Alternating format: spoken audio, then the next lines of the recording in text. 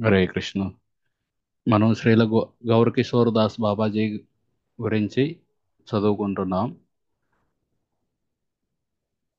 కాకపోతే రేపు కూడా శ్రీల భక్తి సిద్ధాంత సరస్వతి ఠాకూర్ యొక్క తిరోభావ దినోత్సవం. మీలో ఎవరైనా ఉండగలిగితే దయచేసి మధ్యాహ్నం వరకు ఉపవాసం ఉండండి. ఒకవేళ ఉపవాసం ఉండడానికి ఆరోగ్యం సహకరించకపోతే ఏకాదశి రోజు ఏమైతే తింటామో వాటిని తినొచ్చు. మధ్యాహ్నం 12 వరకు సబ్బియ్యము, ఫ్రూట్స్, పాలు ఇలాగా మధ్యాహ్నం నుండి ధాన్యాలు తినొచ్చు.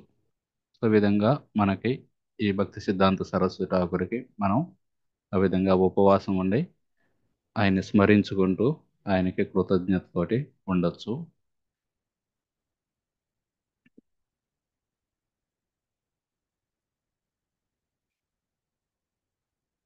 ఈ విధంగా ఆ, ఆయన గౌరకిషోర్ వాళ్ళ గురువు గారి గురించి ఈ సందర్భంలో మనం చర్చిస్తున్నాం కొన్ని వారాల నుండి.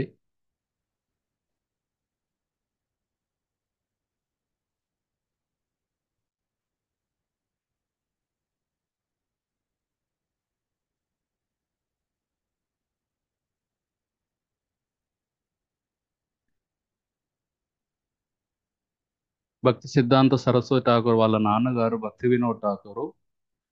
ఆ, భక్తి సిద్ధాంత సరస్వతి ఠాకూర్ అప్పట్లో ఆయన పేరు విమల ప్రసాద్. ఆయనకి చెబుతారన్నమాట, మీరు వెళ్ళి శ్రీల గౌర్ కిషోర్ దాస్ బాబాజీ దగ్గర దీక్ష తీసుకోండి అని. సరే అని చెప్పి ఈ బిమల ప్రసాద్ భక్తి సిద్ధాంత సరస్వతి ఠాకూర్ వస్తారనమాట. గౌర్ కిషోర్ దాస్ బాబాజీ దగ్గరకు వచ్చి, దయచేసి నాకు హరినామ దీక్ష ఇవ్వండి, నేను మిమ్మల్ని గురువుగా స్వీకరిస్తున్నాను అని అడుగుతారు. ఎందుకంటే భక్తి సిద్ధాంత సరస్వతి ఠాకూర్ ఆయన చాలా పెద్ద పండితుడు. ఆయనకి ఆ, చాలా యూనివర్సిటీలు కూడా ఆయన్ని ప్రొఫెసర్గా ఉండండి మా కాలేజీలో అని అడిగారనమాట. అయినా సరే వాటన్నిటిని ఆయన తిరస్కరించి ఈ విధంగా భక్తి చేసుకుంటున్నారు. ఆ విధంగా చాలా పెద్ద పండితుడు ఆయన. గౌరకిషోర్ దాస్ బాబాజీ నిరక్షరాస్యులు. ఆయనకేమి చదవడం ఇవి కూడా రాదు. చదవటం వచ్చు, కాకపోతే ఆయన కేవలం రెండే పుస్తకాలు పెట్టుకొని, ప్రేమ భక్తి చంద్రిక, ప్రార్థన, ఈ రెండు పుస్తకాలు నరోత్తమ్ దాస్ ఠాకూర్వి. వాటిని చదువుతూ ఉండేవారు. అయితే ఈ భక్తి సిద్ధాంత సరస్వతి ఠాకూర్ లాంటి పండితుడు వచ్చి నేను ఆ, నాకు హరినామ దీక్ష ఇవ్వండి, నేను మీకు శిష్యుడిని అవుతాను అని అడిగితే గౌరకిషోర్ దాస్ బాబాజీ కొంచెం సంకోచిస్తారనమాట. నేను అంత చదువులేదు, నేను ఎలాగా ఇంత గొప్ప పండితుణ్ణి శిష్యుడిగా స్వీకరిస్తానని చెప్పి ఆయన ఏదో విధంగా మాట దాటవేయడానికి ప్రయత్నిస్తారనమాట. మొదటిసారి అడిగితే నేను చైతన్య మహాప్రభుని అడిగి చెబుతానంటారు. చూడండి, వాళ్ళకి చైతన్య మహాప్రభు తోటి కనెక్షన్ ఉంటుందన్నమాట. చైతన్య మహాప్రభు 1526లో వెళ్ళిపోయారు. ఇది జరుగుతుంది 1900 సంవత్సరంలో. ఆ విధంగా నేను అడిగి చెబుతానంటారనమాట. సరే మీరు అడిగి చెప్పండి అని భక్తి సిద్ధాంత్ సరోజ్ ఠాకూర్ వెళ్ళిపోతారు. మళ్ళీ తర్వాత వెళ్ళి అడుగుతారనమాట, మీరు అడిగారా చైతన్య మహాప్రభుని, నాకు ఇస్తారా దీక్ష అంటే, అయ్యో అయ్యో నేను మర్చిపోయానే అడగటం, ఈసారి అడుగుతాలే అంటారు.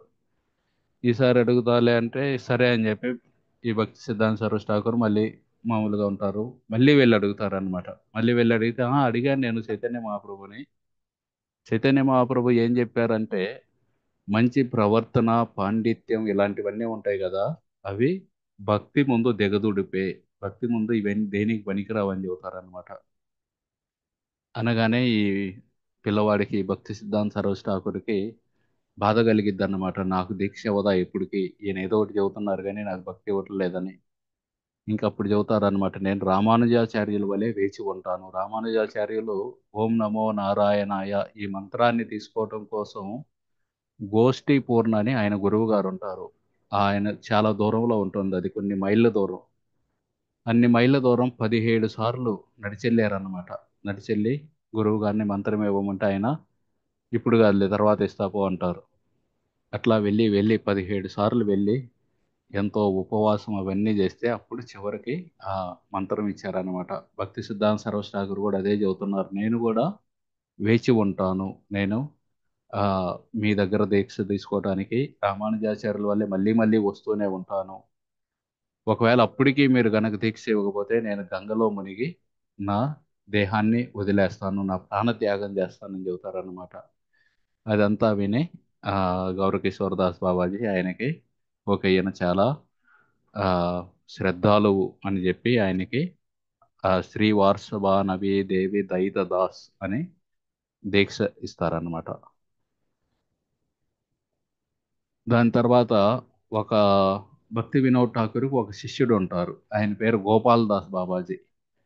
ఈ గోపాల్ దాస్ బాబాజీ ఆ, ఆయన చూస్తారనమాట. అందరూ జనాలందరూ గౌరకిషోర్ దాస్ బాబాజీకి బాగా ఆ, గౌరవించడం ఇవన్నీ మనం కూడా అంతే కదా. ఎవరికన్నా గౌరవం వస్తుంది అనుకోండి, వాళ్ళు ఏ పని చేస్తే మనం కూడా ఆ పని చేయడానికి ప్రయత్నిస్తాం అనమాట.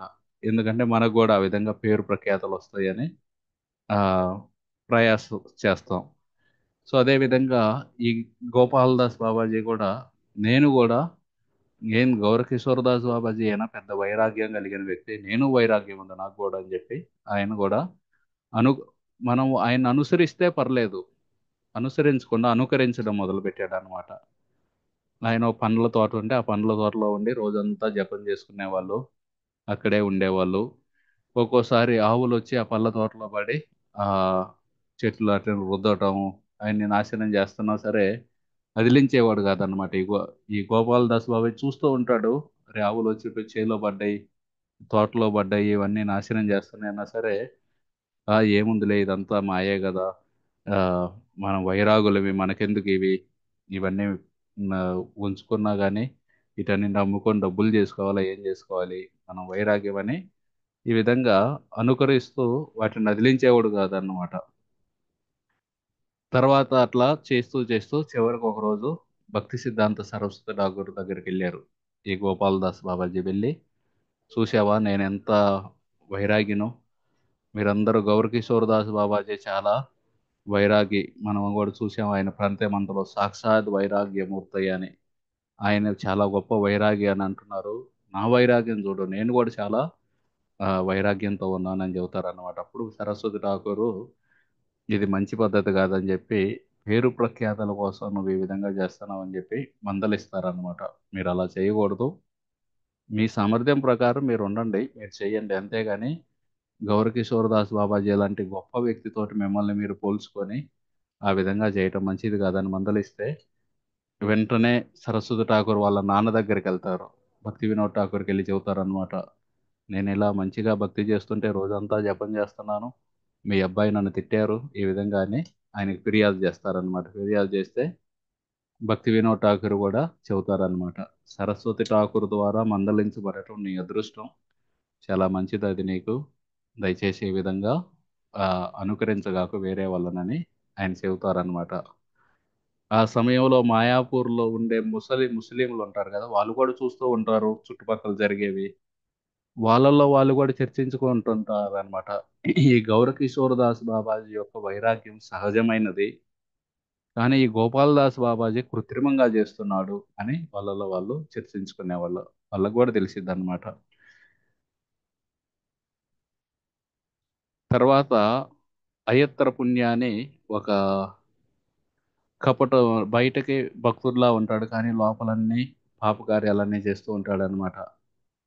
సో ఆయనకు తెలుసు సరస్వతి ఠాకూర్కి గౌరకిషోర్ దాస్ బాబాజీకి మధ్యలో మంచి సంబంధం ఉంది, కానీ గౌరకిషోర్ దాస్ బాబాజీ దగ్గరికి నేను వెళ్ళాలంటే కుదరట్లేదు, నాతో మాట్లాడ్డా ఆయన, కనీసం సరస్వతి ఠాకూర్ దాకా ద్వారా చెప్పిస్తే ఏమన్నా నాతో మాట్లాడతారేమో అని చెప్పి ఆ విధంగా సరస్వతి ఠాకూర్ని అడుగుతారనమాట. దయచేసి నాకు కూడా కృప ఇవ్వమని ప్రార్థించండి మీ గురువు గారిని అని అడుగుతారనమాట. వెళ్తే గౌరకిషోర్ దాస్ బాబాజీ వెంటనే చెబుతారనమాట, నువ్వు మీరు భక్తి సిద్ధాంత సరస్వతి ఠాకూర్ మీరు ఇంత మీ స్థాయికి తగ్గదు కాదు ఇటువంటి ఆ, పాపాత్ముడిని పేరు నా దగ్గరకు తీసుకురావడం, ఇటువంటి కపట వ్యక్తి, పాపాత్ములైతే పర్లేదు, నేను పాపాత్ములను అంగీకరించి సరిదిద్దుకోవచ్చు, కపటం ఉంటే ఏంటి, బయటికి నేను పాపాత్ముని కాదని చూపించుకోవటం, లోపల మాత్రం పాపాలు చేయటం, అటువంటి కపట స్వభావ వ్యక్తిని నా దగ్గరకు తీసుకొస్తావు, ఇది మీకు మంచిది కాదని చెప్పి బాబాజీ మహారాజ్ చెబుతారనమాట. అలా కొన్ని రోజులు అవుతుంది. ఈ అయ్యత్తర పుణ్య ఒకరోజు ఒక మనిషి యొక్క పుర్రె తీసుకొచ్చి అందులో నీళ్లు పోసుకొని దాన్ని ఒక గ్లాసులా వాడుకొని తాగుతాడు అనమాట. తాగి సరస్వతి ఠాకూర్కి చెబుతారన్నమాట. చూడండి నేను ఎంత త్యాగం చేశాను, ఎంత వైరాగ్యం ఉందో నాలో. గౌరకిషోర్ దాస్ బాబాజీ చేయగలరా ఈ విధంగా అని చెబుతారన్నమాట. అప్పుడు కూడా సరస్వతి ఠాకూర్ ఆయన మందలిస్తారన్నమాట. తప్పు అలా చేయకూడదు. అసలు ఇలాగా పుర్రెల్లో నీళ్లు తాగటం వైష్ణవులు చేయరు. ఇది ఎవరో ఆ, బ్లాక్ మ్యాజిక్ ఇలాంటి వాళ్ళు ఉంటారు కదా, తమో గుణంలో ఉన్న వాళ్ళు, అటువంటి వాళ్ళు చేస్తారు ఇలాంటి పనులు. నువ్వు అలాంటి పనులు ఎలా చేశావు అని ఆయన్ని మందలిస్తారన్నమాట. తర్వాత కొన్ని రోజులకి ఒక గోస్వామి భ్రమర గీతపై క్లాసులు ఇస్తూ ఉంటారన్నమాట. భ్రమర గీత అంటే శ్రీమద్ భాగవతంలో వస్తుంది. అది ఉద్ధవుడు కృష్ణుడు మథురాను కృష్ణుడు ఆ నందగోకులం నుండి మథుర వెళ్ళారు. తర్వాత తిరిగి వెళ్ళలేదు బృందావనం. ఆ బృందావనం వెళ్ళబోయే ముందు నేను తిరిగి వస్తాను అని చెప్పారనమాట. ఆ ఒక్క మాట మీద ఆశ పెట్టుకొని వాళ్ళు వాళ్ళ జీవితాలని నిలబెట్టుకున్నారనమాట. వాళ్ళు శరీరాన్ని వదిలేయకుండా వ్రజవాసులందరూ కృష్ణుడు వస్తాడు వస్తాడు అని ఎదురు చూస్తూ వాళ్ళు ఉంటే, ఆ సమయంలో కృష్ణుడు నేను వెళ్ళట్లేదు, కనీసం నా తరపున ఎవరన్నా పంపిస్తానని చెప్పి ఉద్ధవుణ్ణి పంపుతారు.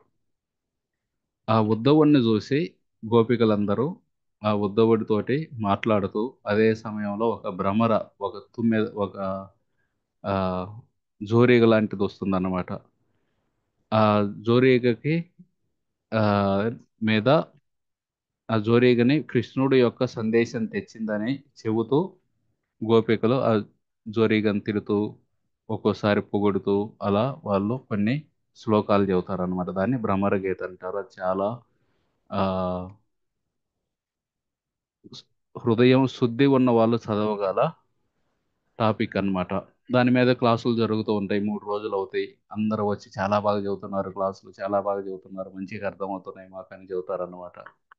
బాబాజీ గారు అడుగుతారన్నమాట, మీరందరూ వెళ్ళొద్దా ఆ క్లాసులకు అని చెబుతారు. వీళ్ళందరూ ఉండే ఎందుకు బాగానే ఉన్నాయి కదా, బాగా నచ్చుతున్నాయి మాకు అంటారు. అంటే అప్పుడు ఆయన చెబుతారన్నమాట, మనం విత్తనాలు నాటుతాం. ఆ విత్తనాలు మొలవాలంటే వర్షం కావాలి. వర్షం ఉంటేనే విత్తనాలు మొలుస్తాయి.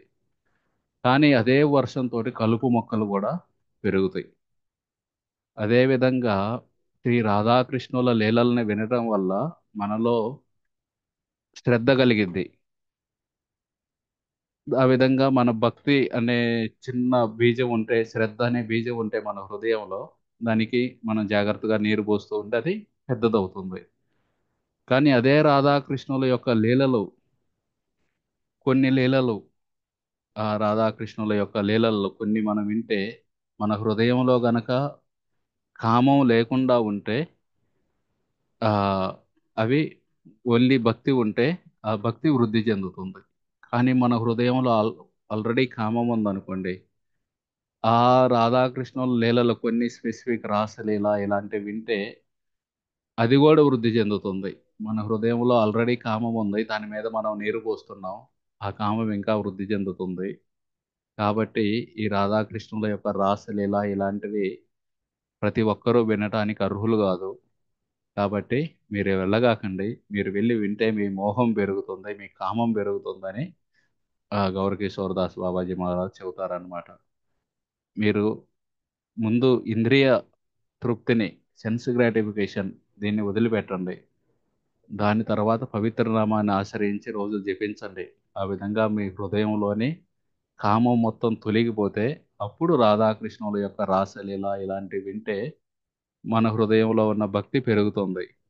కానీ ఈ స్థితిలో వింటే, ఈ స్థితిలో మన హృదయంలో భౌతిక కోరికలు, కామం ఇవన్నీ ఉన్నాయి.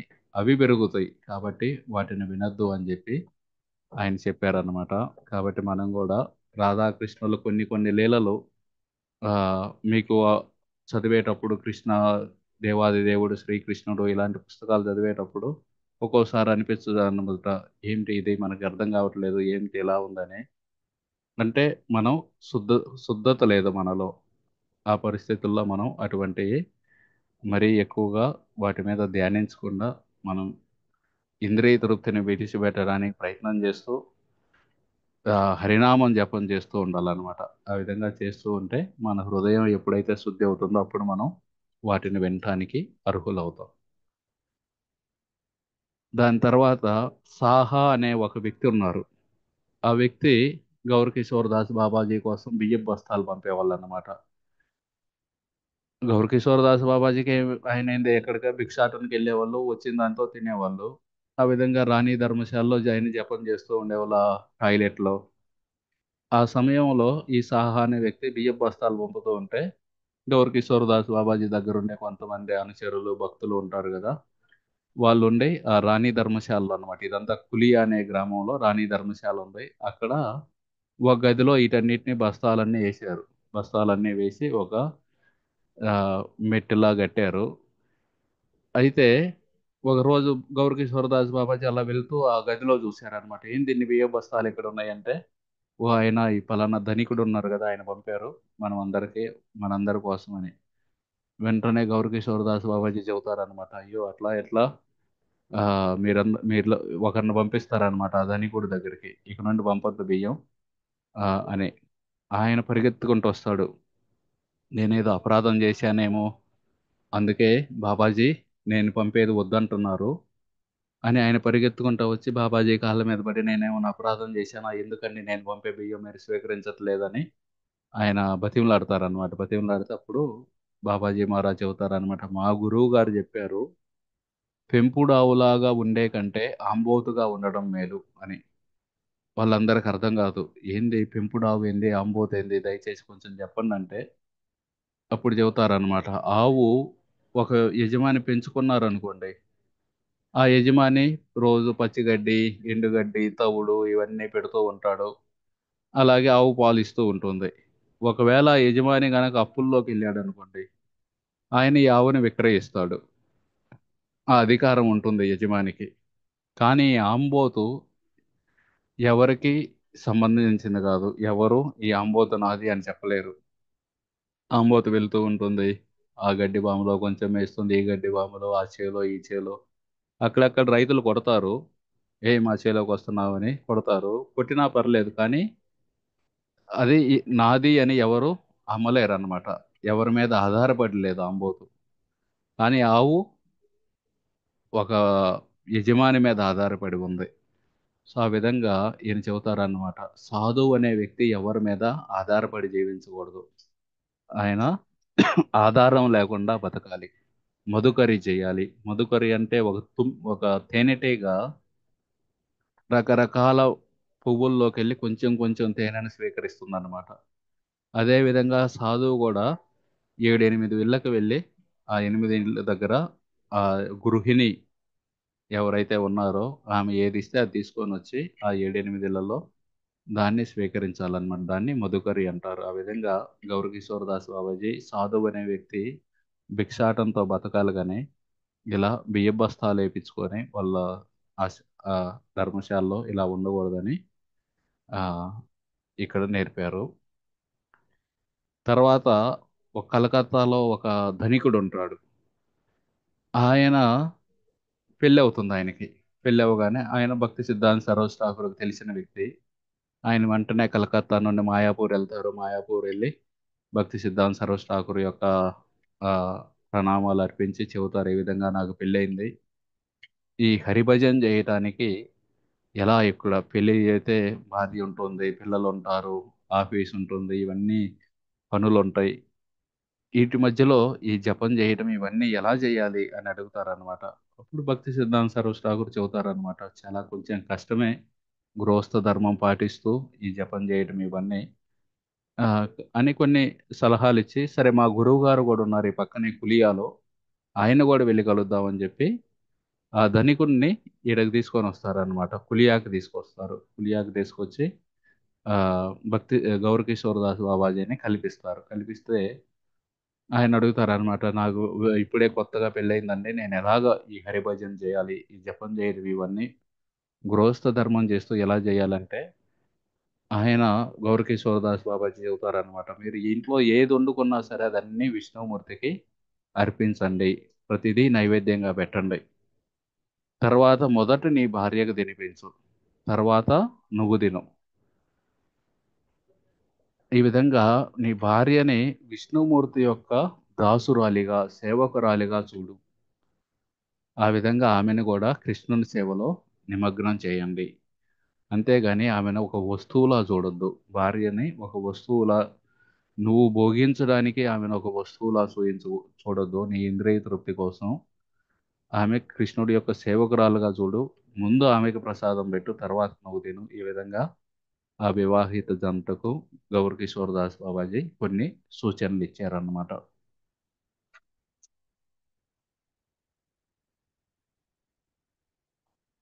తర్వాత కైలాస్ బండోపాధ్యాయ అని ఒక వ్యక్తి వస్తారనమాట. ఆయన కూడా ఎక్కడి నుండి వచ్చారో ఖచ్చితంగా ఇవ్వలేదు, కలకత్తా నుండి అనుకుంటా. ఆయన కూడా కలకత్తా నుండి ఈ కులియా అంటే మాయాపూర్ పక్కనే ఉంటుంది, గంగా నదికి అవతల ఉంటుంది. అక్కడికి వెళ్తారన్నమాట. అక్కడికి వెళ్ళి గౌర్ కిషోర్ దాస్ బాబాజీ మీద ఆయన కాళ్ళ మీద పడి చెబుతారనమాట, నేను కూడా ఆ, మీ దర్శనం కోసం వచ్చానండి అంటారు. అనగానే గౌర్ కిషోర్ దాస్ బాబాజీ, నా దర్శనం అంటే ఏముంది, దర్శనంతో ఏం కాదు, నాతో పాటు ఇక్కడే ఉండండి, ఈ గంగా నది ఒడ్డున ఈ గుడిసెలో ఉండి హరినామం చేసుకోండి, ఇక్కడే ఉండి మీ జీవితానికి అదే అత్యంత లాభకరమైనది, కాబట్టి మీరు ఇక్కడే ఉండి జపం చేయండి అనగానే ఆ బండోపాధ్యాయ కైలాస్ అంటారనమాట, లేదండి నేను రిటర్న్ టికెట్ ఉంది, మళ్ళీ కలకత్తా వెళ్ళాలి ఆ, అని చెబుతారనమాట. వెంటనే ఈయన, మరి ఎందుకు వచ్చావు నా దగ్గరికి అని అడుగుతారనమాట గౌరకిషోరదాస్ బాబాజీ. ఒట్టి దర్శనం ద్వారా ఏమైంది, నాతో పాటు ఉంటే మీరు హరినామం హరిభజన చేస్తే ఉపయోగం, కానీ నేను వచ్చాను రాగానే రిటర్న్ టికెట్ ఉంది వెళ్ళాలంటే దానివల్ల నీకేం ఉపయోగం అని చెబుతారనమాట. ఆ విధంగా మనం భక్తిని ఏదో ఆ యాత్రలు వెళ్ళినప్పుడు చేయాలి, లేకపోతే ఏకాదశి అప్పుడు చేయాలి, అట్లా కాదన్నమాట. భక్తి అనేది ప్రతిరోజు మనం సీరియస్గా చెయ్యాలి అని చెప్పి ఇక్కడ బాబాజీ మహారాజ్ మనకి వివరిస్తున్నారు. తర్వాత ఇంకో గోస్వామి వస్తారనమాట. ఆయన ఒక మంచి ఊలు బట్టలు ఇవన్నీ వేసుకొని బయట నుండి చూస్తే చాలా స్వచ్ఛతగా ఉంటాడు, శుభ్రంగా ఉంటాడు. ఆయన గౌర్ కిషోర్ దాస్ బాబాజీ చర్చించుకుంటూ ఉంటారన్నమాట. చర్చించుకుంటూ గౌర్ కిషోర్ దాస్ బాబాజీ చెబుతారనమాట, బాహ్య స్వచ్ఛతతోటి కలిగేది ఏమీ ఉపయోగం ఉండదు. మనం బయట మంచి ఊలు బట్టలు అవి ఇవి అన్నీ వేసుకోవచ్చు, కానీ మనసులో నాకు బంగారం కావాలి, నాకు స్త్రీలు కావాలి, ఈ విధంగా మనం మనసులో అనుకుంటే, ఆ విధంగా కలుషితమైన కోరికలు ఉంటే మనం అటువంటి వ్యక్తులు భక్తిని చేయలేరు. అలాగే కొంతమంది కాషాయ బట్టలు వేసుకుంటారు, కాషాయ బట్టలు వేసుకొని గుండు చేయించుకొని విలక పెట్టుకొని రోజు నిత్యం గంగా స్నానం చేస్తూ ఉంటారు.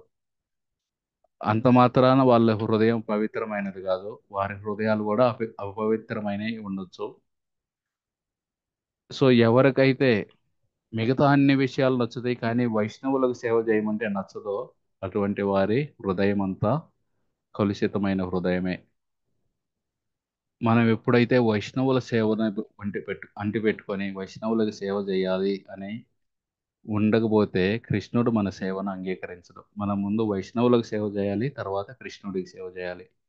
అప్పుడు కృష్ణుడు మన సేవని స్వీకరిస్తాడనమాట. మన గురువు గారి యొక్క ఆ, గాడ్ బ్రదర్స్కి, గురువు గారి శిష్యులకి, ఈ విధంగా వైష్ణవులకు సేవ చేసి తర్వాత కృష్ణుడికి సేవ చేస్తే కృష్ణుడు స్వీకరిస్తాడు. అది నిజమైన స్వచ్ఛత. అంతేగాని మనం వేసుకునే బట్టలు, మనం బయట రోజుకి ఎన్నిసార్లు స్నానం చేసాం, ఆ, ఎటువంటి శుభ్రమైన బట్టలు కట్టుకున్నాం, దీని మీద స్వచ్ఛత అనేది ఆధారపడదని చెప్పారనమాట. తర్వాత ఒక వ్యక్తి, ఆయన కొన్ని రేకులు తీసుకొచ్చి ఒక పైకప్పు వేసి ఒక గది కట్టుకున్నాడు అనమాట. కులియా దగ్గరలోనే కులియా దగ్గరలోనే ఎక్కడో ఖచ్చితంగా తెలియదు. ఆ కట్టి అందులో ఒక చైతన్య మహాప్రభు యొక్క చిన్నప్పుడు రూపాన్ని, బాలగౌర బాలగౌర అని ఒక మూర్తిని స్థాపించాడు. స్థాపించి ఇంకందరికి చెప్పటం మొదలు పెట్టాడు అనమాట, ఇదే చైతన్య మహాప్రభు యొక్క జన్మస్థానం.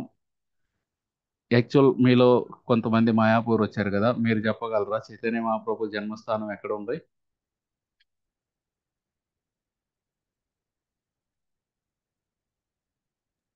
నవద్వీప్ కదా ప్రభుజీ? నవద్వీప్లో ఎక్కడుంది? దాని పేరేంటి? చైతన్య మహాప్రభు యొక్క జన్మస్థానం పేరు? యోగపీఠ ప్రభు. యోగపీఠం, వెరీ గుడ్. మాయాపూర్లో యోగపీఠంలో చైతన్య మహాప్రభు యొక్క జన్మస్థలం ఉంది. ఆ జన్మస్థానాన్ని కనుగొంది ఎవరు? జగన్నాథ దాస బాబాజీ ప్రభుజీ. జగన్నాథ్ దాస్ బాబాజీ, ఇంకా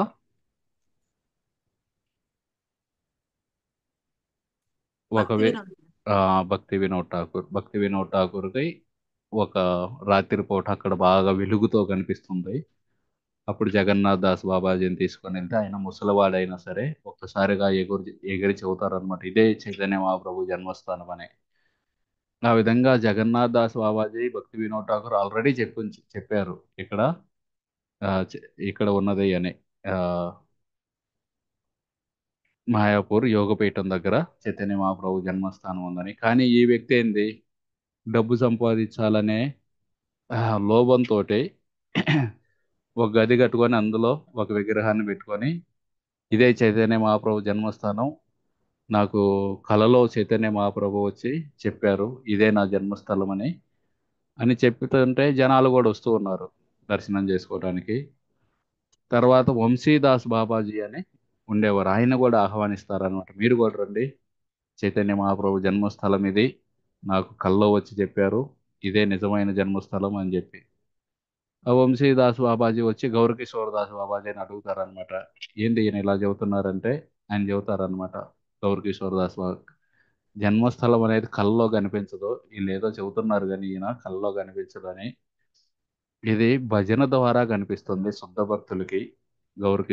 మన భక్తి వినోద్ ఠాకూర్, జగన్నాథ్ దాస్ బాబాజీ వాళ్ళు ఎంతో భజన చేసి ఆ విధంగా ఈ చైతన్య మహాప్రభు వాళ్ళకి ఈ ఆయన జన్మస్థలం ఎక్కడుందో చూయించారు. అలాగే వాళ్ళు ఏదో డబ్బులు వసూలు చేసుకోవడానికి ఆ జన్మస్థానం కనిపెట్టలేదు. వాళ్ళు కనిపెట్టింది భక్తులందరూ ఆ జన్మస్థలం యొక్క ఆ లాభాన్ని పొందటం కోసం, దాన్ని దర్శించి లాభాన్ని పొందటం కోసం వాళ్ళు చేశారు. కానీ ఇక్కడ ఈ వ్యక్తి ఏదో ఒక మూర్తిని పెట్టుకొని డబ్బు సంపాదన కోసం చేస్తున్నాడు అని గౌరకిషోర్ దాస్ బాబాజీ హెచ్చరిస్తారన్నమాట వంశీదాస్ బాబాజీని, మీరు వెళ్ళొద్దని.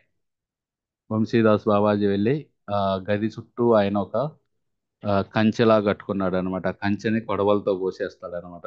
కోసేసి మిగతా వాళ్ళందరికీ చెబుతారనమాట, ఇది ఇది కాదు నిజమైన జన్మస్థలం, ఈయన డబ్బు సంపాదన కోసం వేస్తున్న నాటకం అని.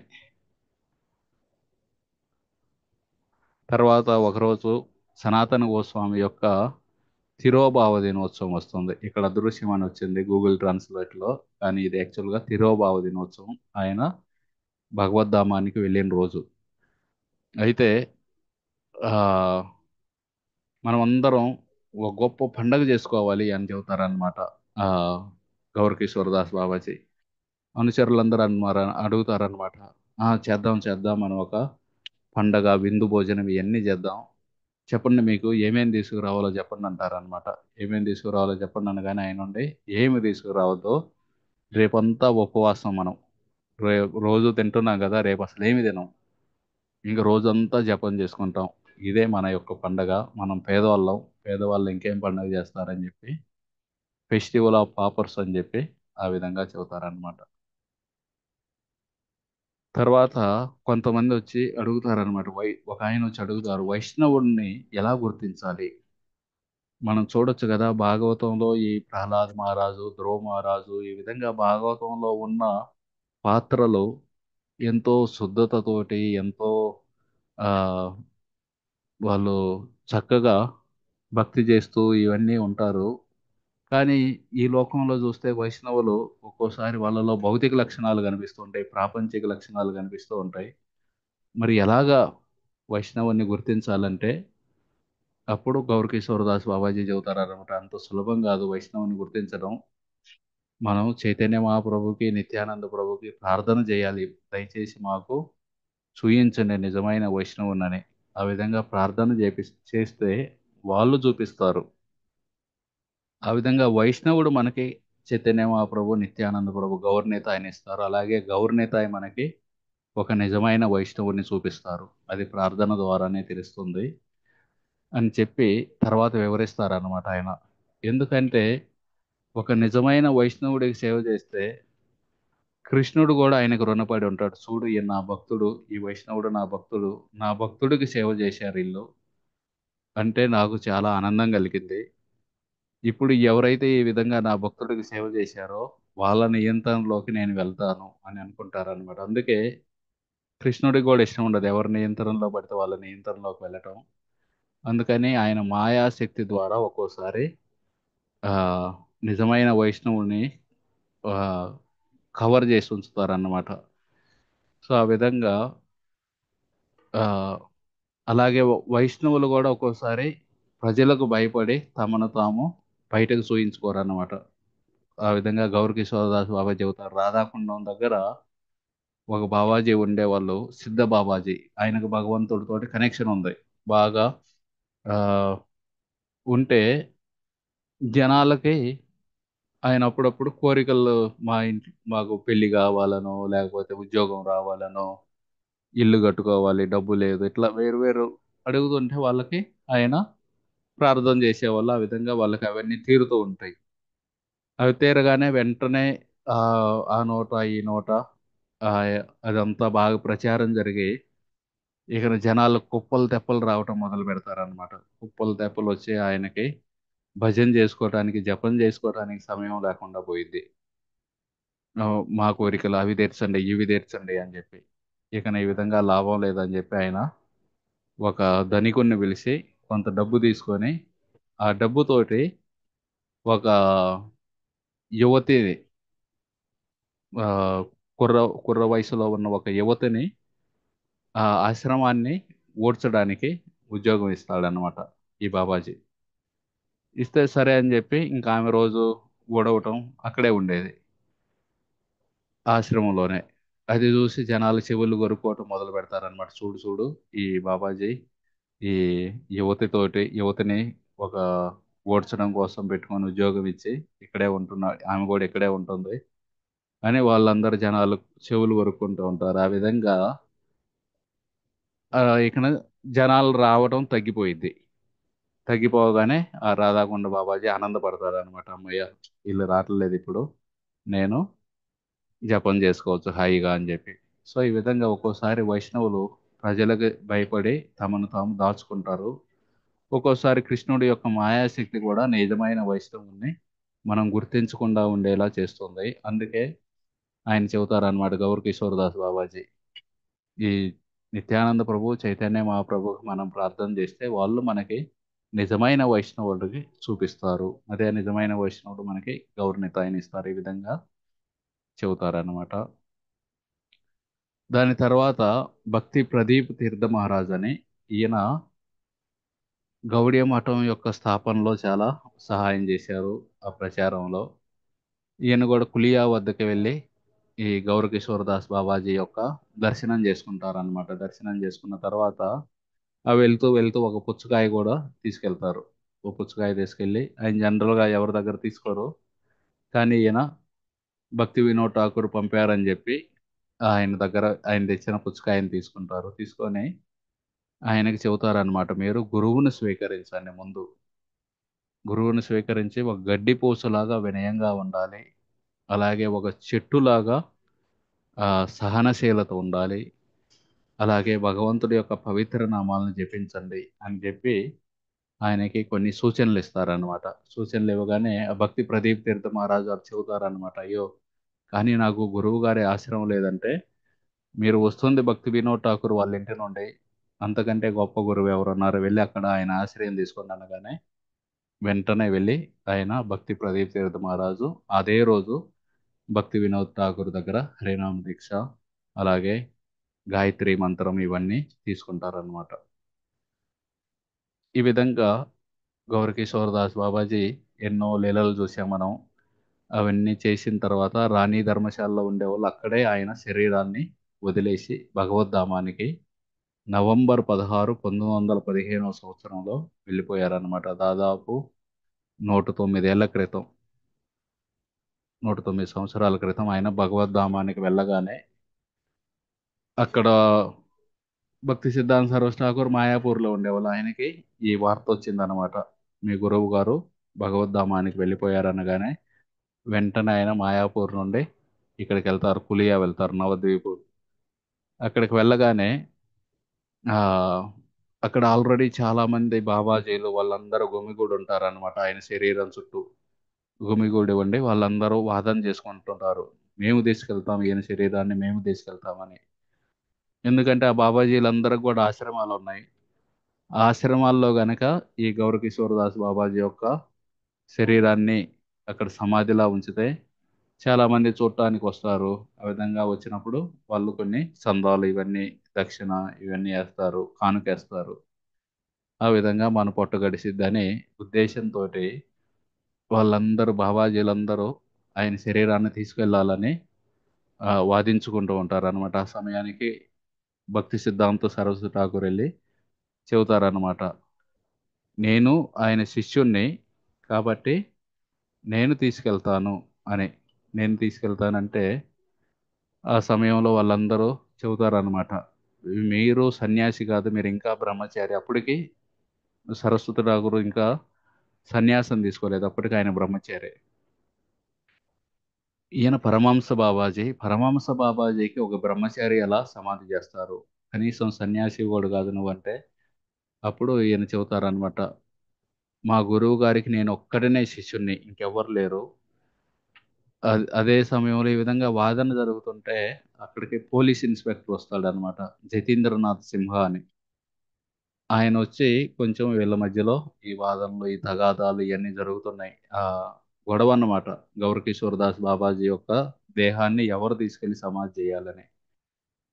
ఆ పోలీసులు కూడా వచ్చి ఇక ఆయన కూడా ఉండి అవన్నీ చూస్తూ ఉంటాడు. ఆ సమయంలో ఆ భక్తి సిద్ధాంత్ సరోజ్ ఠాకూర్ చెబుతారు అనమాట, మీరు చెప్పేది నిజమే, నేను సన్యాసిని కాదు, నేను ఒట్టి బ్రహ్మచారినే.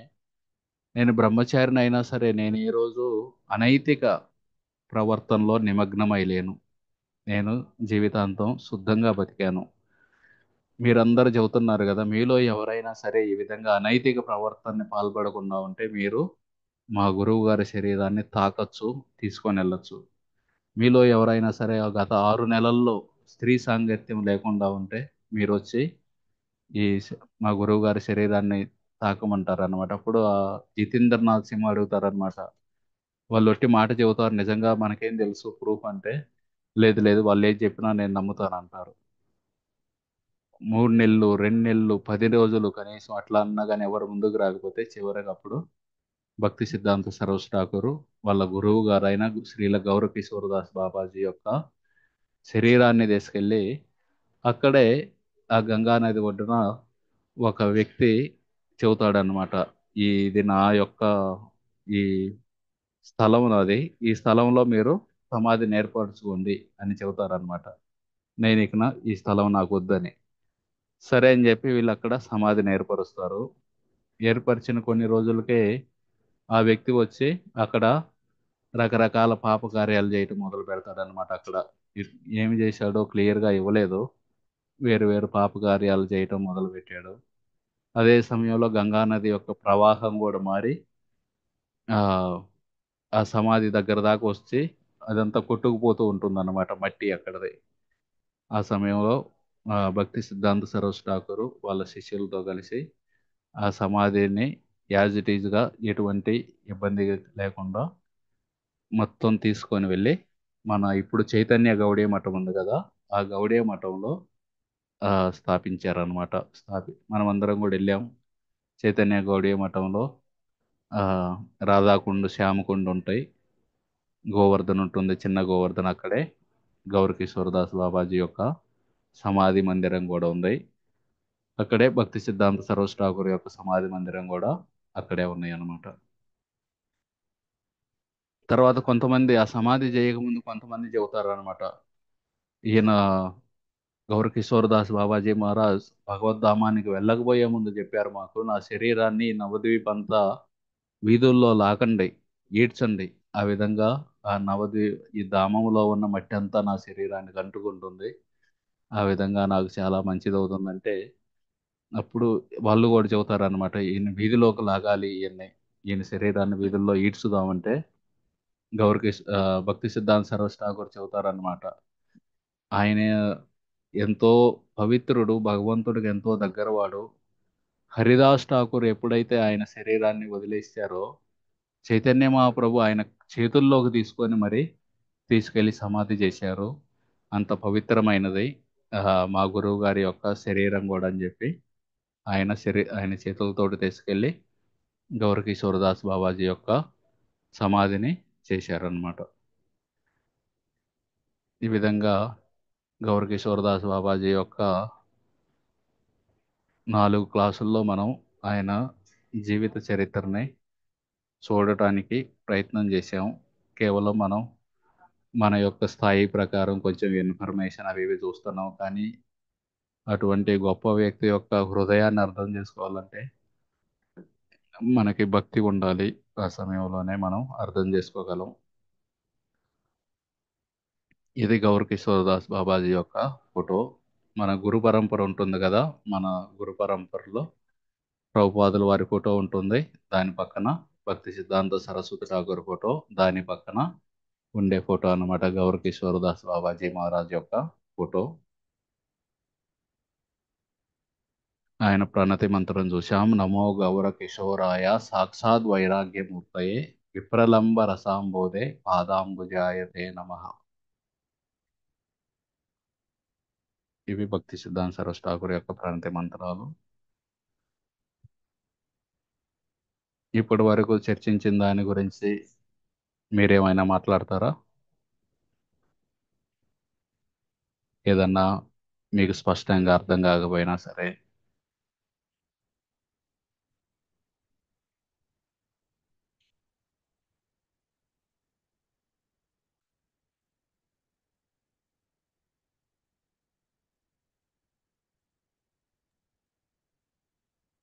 హరే కృష్ణ ప్రభుజీ. హరే కృష్ణ. ప్రభుజీ, మన గౌర్ కిషోర్ బాబాజీని కలిసేటప్పుడు భక్తి ఉమ్, సిద్ధాంత సరస్వతి గురు, ఉమ్. అతని వయసు ఎంత ఉంటుంది దీక్ష తీసుకునే టైము? దీక్ష తీసుకునే సమయమా? ఉమ్, ఉమ్,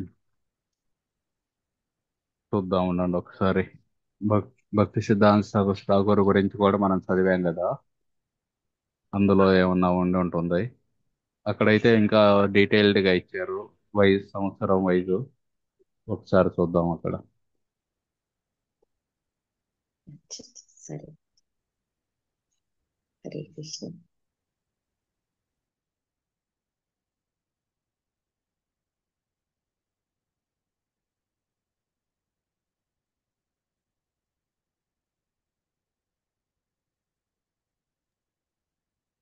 హరే కృష్ణ ప్రభుజీ. హరే కృష్ణ. ప్రభుజీ, మా మనవరాలకు కొంచెం చదువు చెప్పాలా? నేను లీవ్ చేస్తాను. సరే అండి, తప్పకుండా అండి. ఆ, హరే కృష్ణ ప్రభు. హరే కృష్ణ.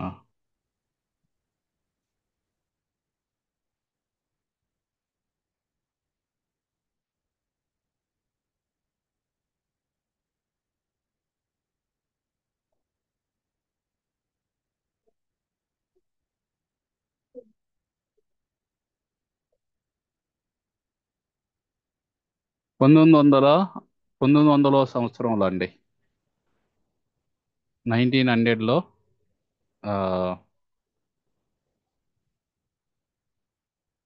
ఈయన దీక్ష అయింది. ఇదిగోండి ఇక్కడ ఇది రాశారు. Gaur Kishore Das Babaji Maharaj arrived in Navadvip Dham to see the site of Sri Chaitanya Mahaprabhu's birth. In 1900, approached Srila Gaur Kishore Das Babaji for initiation. ఆ విధంగా దీక్ష కోసం ఈయన పుట్టింది ఎప్పుడంటే, ఆ, భక్తి సిద్ధాంత సరస్వతి ఠాకూర్ పుట్టింది 1874.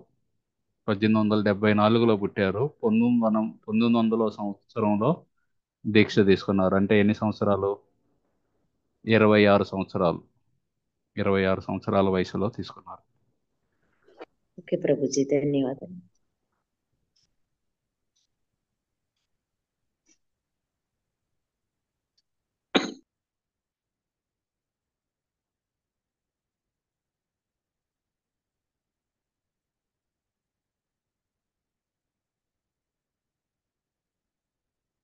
అంటే అప్పటికి కూడా ఆయన చేస్తున్నారు. వాళ్ళ నాన్నగారు నరసింహ మంత్రం, కూర్మదేవుని యొక్క మూర్తి, ఇవన్నీ ఇచ్చారు భక్తి సిద్ధాంత సరస్వతి ఠాకూర్కి.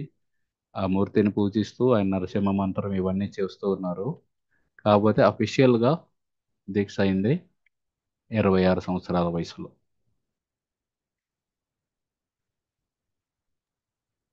సరే ప్రభుజీ, ధన్యవాదాలు. ఆ, ఇంకెవరికైనా ఏమైనా చెప్పేది ఉన్నదా?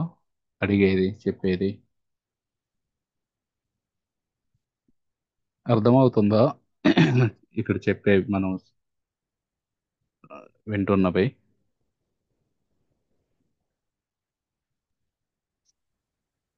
ప్రభుజీ, అర్థమైంది కొంచెం కొంచెం. ఓకే.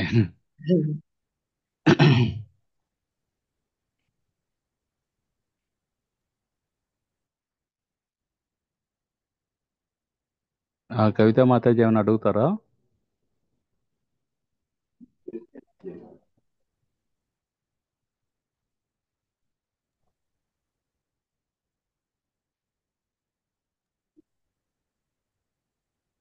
హరకృష్ణ. చెప్పండి. ప్రభుజీ ఒక క్వశ్చన్ నాది ప్రభు. చెప్పండి. ఇప్పుడు అంటే మనము ఆ జగన్ రథయాత్ర గురించి లేకుంటే జన్మాష్టమి గురించి ఏదైనా ఇట్లా పైసలు డొనేషన్ అడుగుతాం కదా. ఇప్పుడు మనకు సేవ వచ్చింది ఉన్నది అడగా అంటే కొందరు అంటుంటే ఇసుకొని వాళ్ళు ఎప్పుడు పైసలు అడుగుతా ఉంటారు అని ఇట్లా. సో ఈ మాటకి ఏం ఆన్సర్ ఇచ్చమంటారు ప్రభుజీ? అందుకే బలవంత పెట్టద్దు ఎవరిని, బలవంత పెట్టకుండా. పెట్టాను కానీ అంటే ఏడాదికి ఒక్కసారి అయితే మనది ఇట్లా సేవ అడుగుడు ఉంటది కదా ప్రభుజీ. ఇట్లా ఉంటది, అడిగిన వాళ్ళకే అడుగుతాం. ఇంకా వేరే వాళ్ళు మనం వేరే వాళ్ళ దగ్గరికి ఏంటి పోతాం? ఏడాది ఇక వాళ్ళైతే మనకు దగ్గర వాళ్ళు ఉన్నారు కదా, వాళ్ళకే అడుగుతాం. చేంజ్ అయితే కాదు అంటే ఇక వేరే సంస్థలు ఇట్లా ఉండదు కదా ప్రభుజీ. అనమాటండి నాకు. ఇంకా అదే నాకు అర్థం కాదు. ఎందుకంటే మనది ప్రచార సంస్థ కదా.